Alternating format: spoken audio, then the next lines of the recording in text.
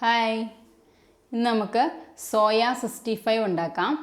അതിനു മുമ്പായി നിങ്ങൾ ഈ ചാനൽ ഇനിയും സബ്സ്ക്രൈബ് ചെയ്തിട്ടില്ലെങ്കിൽ മറക്കാതെ ഒന്ന് സബ്സ്ക്രൈബ് ചെയ്യുക. അപ്പോൾ ഇതെങ്ങനെ തയ്യാറാക്കുന്നതെന്ന് നമുക്ക് നോക്കാം. ഇപ്പോൾ ഞാൻ ഇതിനു വേണ്ടി 2 കപ്പ് സോയയാണ് എടുത്തിരിക്കുന്നത്. വലിയ സോയയാണ് ഞാൻ എടുത്തിരിക്കുന്നത്. ഈ സോയ തിളച്ച വെള്ളത്തിൽ 10 മിനിറ്റ് ഇട്ടിട്ട് നന്നായിട്ട് കഴുകി പിഴിഞ്ഞ് എടുത്തു വെച്ചിരിക്കുന്നതാണിത്. മുമ്പ് ചെയ്തിട്ടുള്ള സോയയുടെ വീഡിയോയിൽ ഇതെങ്ങനെ കഴുകുന്നതെന്ന് കാണിച്ചിട്ടുണ്ട്. അതിൻ്റെ ലിങ്ക് ഞാൻ താഴെ കൊടുക്കാം.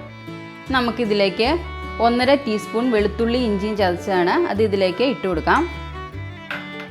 ഒരു 2 ടീസ്പൂൺ ഉപ്പ്, 1/2 ടേബിൾ സ്പൂൺ മുളക് പൊടി,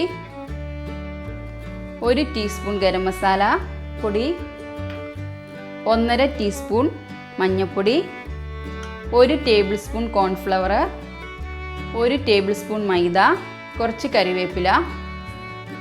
ഇതെല്ലാം കൂടി നമുക്ക് നന്നായിട്ട് മിക്സ് ചെയ്യാം.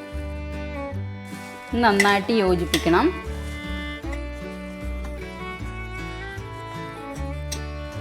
ഇനി നമുക്കിത് 10 മിനിറ്റ് ഇവിടെ വയ്ക്കാം. ഈ മസാലകളെല്ലാം ഇതിൽ പിടിക്കുന്നതിടം വരെ നമുക്കിത് കുറച്ച് നേരം ഇവിടെ വെയിറ്റ് ചെയ്യാം. ഇപ്പോൾ അടുപ്പത്ത് ഒരു ചീനിച്ചട്ടി വെച്ചിട്ടുണ്ട്. അത് നന്നായിട്ട് ചൂടായിട്ടുണ്ട്. അതിലേക്ക് നമുക്ക് കുറച്ച് എണ്ണ ഒഴിച്ചു കൊടുക്കാം. ഇത് ഫ്രൈ ചെയ്യാൻ ആവശ്യമായ എണ്ണ ഒഴിക്കണം.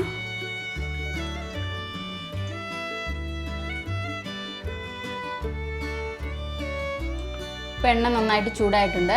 ഇപ്പോൾ നമ്മൾ മിക്സ് ചെയ്ത് വെച്ചിരിക്കുന്ന സോയ നമുക്ക് എണ്ണയിലേക്ക് ഇട്ട് കൊടുക്കാം. നമ്മൾ കൈ കൊണ്ട് തന്നെ ഓരോന്നായിട്ട് പതുക്കെ കയ്യിൽ എണ്ണ തെറിക്കാണ്ട് നമ്മളിങ്ങനെ ഇട്ട് കൊടുക്കണം.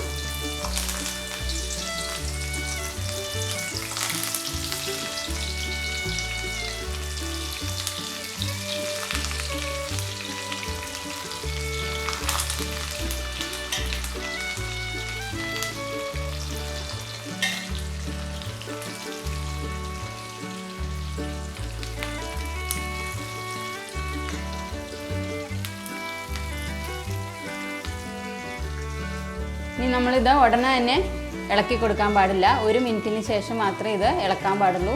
അല്ലെങ്കിൽ നമ്മുടെ ഈ മാവൊക്കെ നമ്മുടെ എണ്ണയിലേക്ക് വീഴും. അപ്പോൾ അതുകൊണ്ട് 1 മിനിറ്റിന് ശേഷം മാത്രമേ നമുക്കിത് ഇളക്കി കൊടുക്കാൻ പാടുള്ളൂ.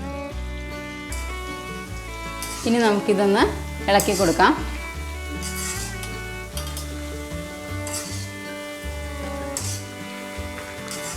നന്നായിട്ട് ഫ്രൈ ആവണം. കുറച്ച് സമയമെടുക്കും. ഇടയ്ക്കിടയ്ക്ക് ഇങ്ങനെ ഇളക്കി കൊടുത്താൽ മതി.